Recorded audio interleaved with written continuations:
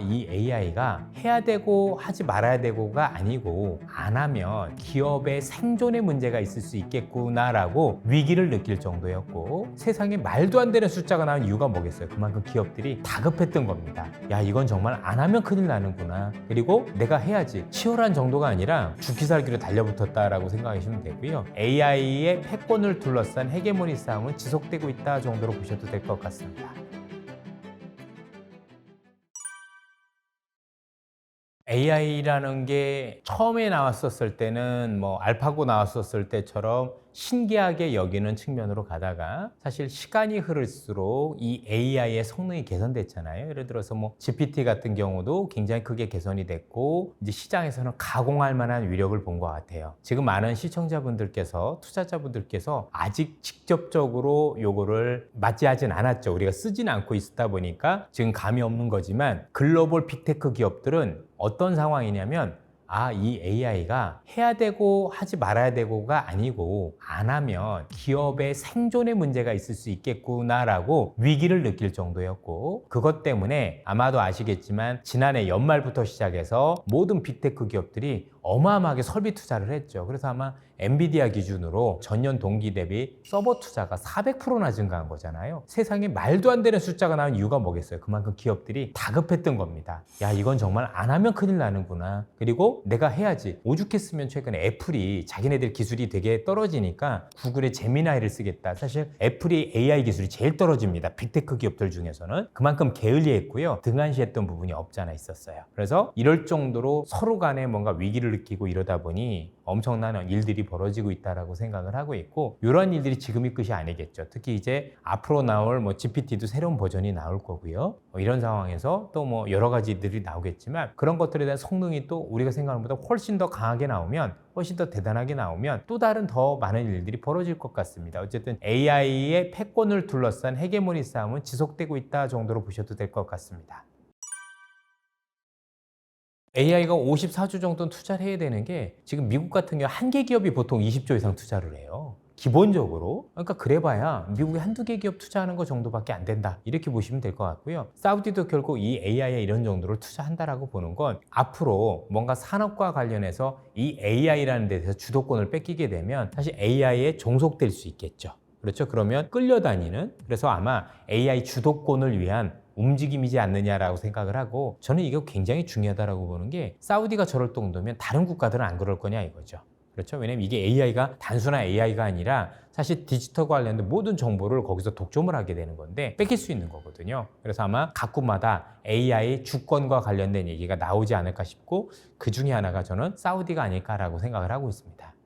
사실은 이렇게 한다라고 해서 미국의 빅테크 기업을 이기긴 쉽지 않을 게, 결국 AI라는 게 단순히 돈만 투자한다로 되는 게 아니라 많이 써봐야 되잖아요. 생각을 해보시면 누가 사우디 걸 쓰겠어요. 그렇죠? 그래도 우리가 많이 써줘 봐야 이게 더 학습이 되는 건데, 그래서 되게 중요한 거거든요. 그럼 이제 우리 같은 경우는 구글을 쓰든가 오픈 AI를 쓰든가 메타를 쓰든가 뭐 잘 알려진 데 걸 쓰지, 난 사우디 거 한번 써볼까? 일부러 그러진 않을 거 아니에요. 그런 측면에서 보면 사우디는 자기 나름대로 국가별로 뭔가 AI 주권을 주기 위해서는 그런 정도지, 뭔가 이걸 통해서 패권을 장악하겠다, 이런 규모는 아닐 수도 있는 거고, 물론 이 기업이 사우디뿐만이 아니라 여러 기업들에 투자를 해서, 기업들이 투자해서 그 패권과 관련해서 나도 숟가락을 얹겠다, 이러면은 그게 가능할 수도 있겠지만, 그것도 사실 본인이 최대 주주는 아닌 거니까 그것을 뒤치지 않겠다 정도로 전 판단을 하고 있습니다. 근데 굉장히 판단은 잘한 것 같아요.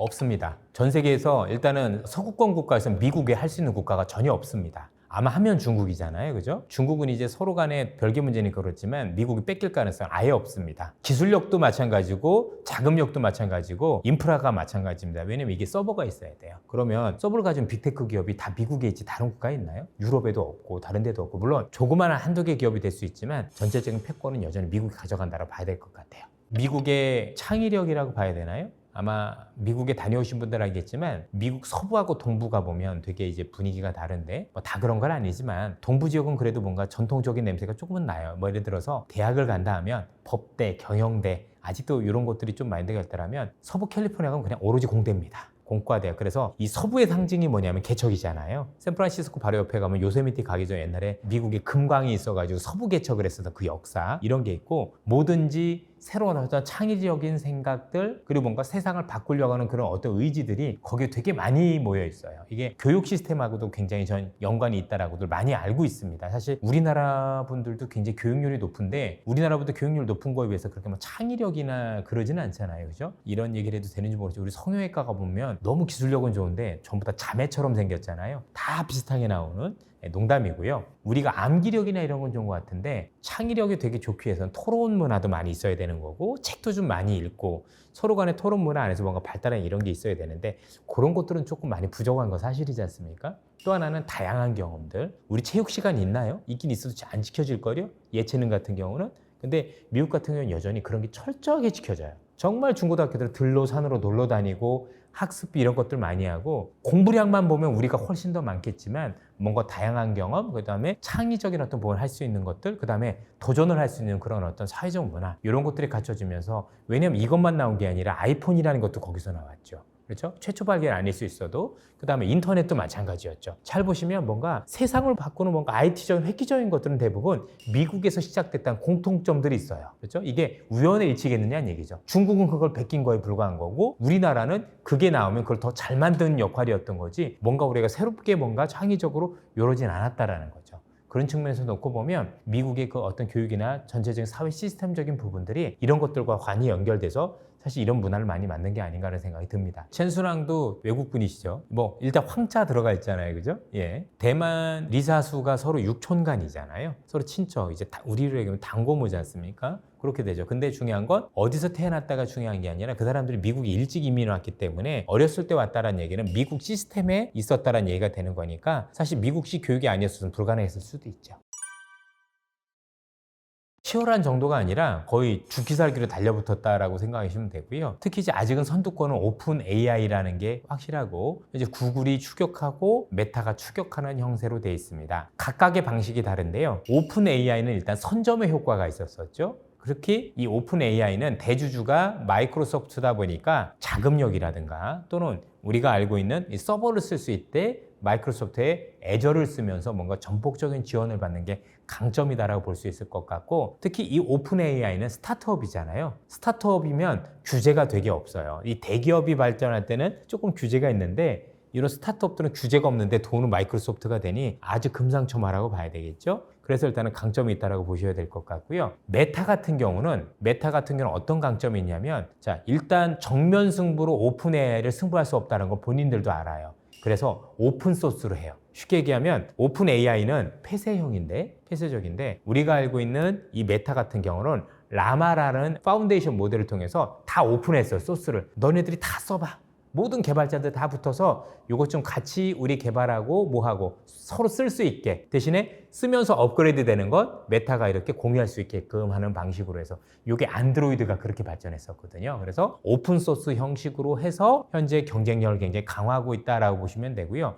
구글은 재밌는 게 원래 이 AI의 원조가 구글이에요. 구글의 딥마인드라고 있는데 이게 알파고를 만드는 거고 그 다음에 현재 오픈 AI가 가지고 있는 기술의 원천도 구글이에요. 구글에서 처음에 AI와 관련된 그런 어떤 트랜스포머라는 엔진을 무료로 배포를 했고 요걸 바탕으로 했었기 때문에 어떻게 보면 구글은 다른 기업들보다 훨씬 더 AI와 관련된 좋은 기술을 많이 가지고 있다라고 현재 보여지는데 안타깝게도 구글 같은 경우는 지금 시장에서 어떤 얘기를 하면 코닥의 저주 이런 얘기를 많이 해요. 왜냐면 잘하는 기업인데 현재 우리가 아는 구글이 하고 있는 요 검색 엔진과 관련된 비즈니스를 버려가면서 해야 되는 부분이 있다 보니까 이게 쉽지 않을 수도 있는 어쨌든 지금 둘이 지금 제미나이하고 그 오픈 AI 챗GPT하고 거의 쌍벽을 이루면서 굉장히 각축전을 벌이고 있는데 어쨌든 전체적인 원천 기술은 구글이 많이 가지고 있다. 그런데 굉장히 도전적인 거는 오픈 AI인데 오픈 AI가 선점을 통해서 약간 비교 우위에 있다. 그리고 오픈 소스를 통해서 메타가 엄청난 맹렬한 추격을 하고 있다라고 보셔도 되겠습니다.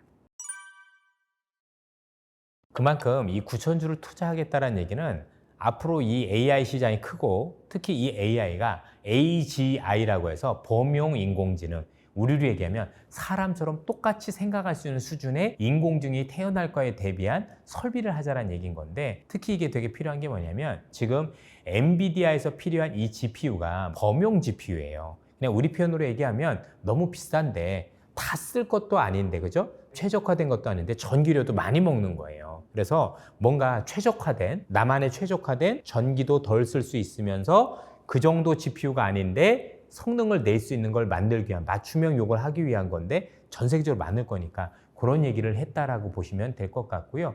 결국 이 시장이 커질수록 좋아지는 건 삼성하고 TSMC 둘이겠죠. 만들어주는 건 이 기업들일 거니까. 근데 이제 시장에서는 9천조가 다 될 거라고 생각을 안 하는 게 샘 알트먼이 약간 뻥이 심해요. 실제로 미국에서도 그렇게 얘기를 하고 있고요. 그래서 대부분 사람들은 규모가 크긴 할 것 같은데 그거야 3분의 1 정도 되지 않겠느냐라고 말씀 주시는 분들이 많은 게 사실입니다. 당위성은 있고 왜 그렇게 해야 되는지는 설명드렸고 규모는 엄청난 건 맞는데 거기서 조금 좀 줄여서 보자. 이 정도로 말씀을 드릴 수 있을 것 같습니다. 엔비디아가 AI 기업이긴 한데 AI 하드웨어 기업이라는데 칩을 설계하는 기업이긴 하지만 AI가 원활하게 작동할 수 있는 칩을 설계하는 회사인 거잖아요. 근데 진짜 비즈니스 하는 회사는 이쪽이 아닌 거지 않습니까? 아직은. 물론 본인들도 한다고는 했는데 전체적으로 향후에 그게 나오겠죠. 그러니까 지금은 그냥 쉽게 엔비디아가 많이 떴고 이 엔비디아 때문에 같이 지금 오르고 있는 게 우리가 슈퍼마이크로 이런 애들인데 그냥 간단하게 현재는 AI가 훨씬 더 좋은 성능을 내기 위한 인프라가 구축 단계에 있는 기업들이 뜨고 있다라고 보시면 돼요. 그러면 더 좋은 인공지능을 만드는 인프라 구축된 이후에는 이제는 그걸 활용해서 새로운 비즈니스를 하는 기업들이 뜨겠죠. 그러니까 앞으로 계속 바뀔 수밖에 없어요. 그러니까 이 기업이 안 된다가 아니라 새로운 것들이 더 나온다는 얘기입니다. 엔비디아 젠슨 왕의 지금 최근에 어떤 GPU를 내놓은 걸 보면 이게 될 거라고 생각을 하고 여기에 정말 준비를 많이 했어요. 그러니까 우리나라 배터리 관련 기업들도 지금까지 오기 전까지 이 시장이 올 거라고 생각을 하고 적자를 감수하면서까지 엄청난 투자를 오랫동안 지속하고 기술 개발했던 것처럼 젠슨 왕도 10년 이상 했어요. 10년 이상 이게 올 거라고 생각을 하고 여기에 맞춰서 그럼 어떻게 하면 더 효율적으로 AI가 작동할 수 있는지 고민을 하고 어마어마한 노력을 한 끝에 나타난 거지 결국 우연히 발견된 거나 이런 게 아닌 거고 정말 오랜 기간 적자를 감수하고 실제 망할 뻔도 했고요. 그죠? 그러다가 이제 기사회생한 게 비트코인 때문에 오르기도 하고 막 그랬었잖아요. 되게 고비가 많았었어요. 그 고비를 넘기면서 계속해서 기술에 개발을 하고 그러면서 이런 성과를 이뤄냈다고 봐야 될 것 같습니다. 애플이 처음에 미국에서 이 AI 관련해서 뭔가 사업이 클 때, 이 기술이 클 때 대부분 AI 관련해서는 엔지니어들끼리는 서로 소스를 다 오픈을 해요. 그리고 나서 서로 막 논의하고 그러는데 거기서 애플이 스스로 폐쇄적으로 변한 거예요. 그러다 보니까 기술 개발도 안 돼. 그럼 개발자들 입장에서는 답답하잖아요. 퇴사도 많았고 어떻게 보면 이 기술에 대한 이해가 매우 낮았다. 제가 볼 때 오만했을 가능성이 굉장히 높다라고 제 스스로는 추정을 하고 있는데요. 왜냐면 지금 CD 이런 거 하고 있는데 CD 게임이 안 되거든요. 지금 나온 오픈 AI 이런 거 보면. 그 정도 가지고는 할 수 있는 게 아니잖아요. 오죽 했으면 자기 게 없으면 지금 구글 걸 갖다 쓰겠어요. 뒤늦은 걸 알고 있는 거죠. 이 정도까지 클 거라고 생각을 안 했던 거하고 또 하나는 폐쇄적으로 가면서 자기만의 뭔가를 해보려고 했는데 그러다 보니 개발자들이 거길 왜 가겠습니까? 이쪽으로 많이 안 갔겠죠. 그러면서 전반적으로 뭔가 AI에 대한 대처를 잘못한 게, 그러니까 시대를 잘못 읽은 것도 같고 대처를 잘못한 것도 현재 전체적으로 좀 많이 뒤처진 원인의 결과가 아닌가라고 추정을 하고 있습니다. 이거 뭐 제 생각이지 뭐 진짜 그런지 아닌지는 좀 봐야 되지 않을까. 전 쉽지 않을 거라고 생각을 해요. 한 번 뒤처지면 그거 쉽지는 않지만 마음의 문을 닫았던 기업이 사실 뒤에 올라온다고 해서 역전한 경우를 저는 본 적은 별로 없어요. 향후 기술은 아무도 모르는 거니까 지켜봐야 되겠지만 저는 그렇지는 않다고 봅니다. 이렇게 생각해 보시면 어떻겠습니까? 옛날에 처음에 인터넷 시대 때 시장을 지배했던 공룡과 플랫폼 시대 때 공룡과 AI 시대 때 공룡은 각각 다르다라고 생각을 해요. 옛날에 뭐 인텔 이런 기업들 막 이렇게 마이크로소프트가 대장이었다가 중간에 플랫폼 기업일 땐 구글이 어마어마하게 또 시대를 좌우했었잖아요. 애플하고 그죠? 애플 같은 경우도 자기만의 생태가 있었으니까 그럼 이제는 또 새로운 AI가 됐는데 이때도 애플이 된다? 전 아니라고 생각을 해요. 새로운 현재 강자가 나타나서 얘들을 밀어내겠죠. 우리 옛날에 휴대폰이라는 게 있었어요. 휴대폰일 때 제일 글로벌 강자가 누구였냐면 모토로라, 그다음에 에릭슨, 노키아였는데 지금 다 없어졌죠. 그리고 나서 애플이 이걸 다 잠식했잖아요. 똑같아요.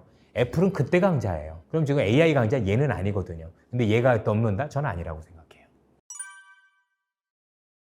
우리가 기술력이 없는 건 아니고요. 우리도 잘할 수 있는 여력이 있는데 문제는 돈과 전력이에요. 무슨 얘기냐면 일단 AI와 관련해서 인프라를 깔 때 잘 구축해 줄 수 있는 산업과 관련된 우리가 강점이 있는데 우리나라 빅테크 기업들이 실력이 없는 게 아니라 일단 돈이 문제예요. AI를 처음에 제대로 된 구동을 하려면 오픈 AI가 7조 들었거든요. 그럼 우리는 지금은 GPU도 더 비싸졌고 성능도 많이 좋아졌기 때문에 그것보다 훨씬 더 많은 비용을 들여야 되잖아요. 그럼 우리 기업들이 몇십조 원을 쏟아볼 수 있는 기업이 사실은 없어요. 우리 기업들 같은 몇 조밖에 안 되거든요. 근데 2, 30조 쏟아부은 기업들하고 이게 격차가 있을 수밖에 없지 않을까요? 이 AI는요. 현재 있는 이 LLM 모델의 이 AI는 누가 돈을 더 많이 쓰느냐에 따라 성능이 좌우가 돼요. 실제로 누가 더 많은 데이터를 누가 더 좋은 컴퓨터로 누가 더 돌려받느냐 하거든요. 그런데 돈을 그만큼 덜 들였으면 그만한 성능이 나올 거냐 이거죠. 아마 뭔가 니치마켓에서 역할은 충분히 할 수 있는지는 모르겠지만 이 거대 기업을 상대로 부딪힐 수 있는 정도는 전 아니다라고 생각을 해요.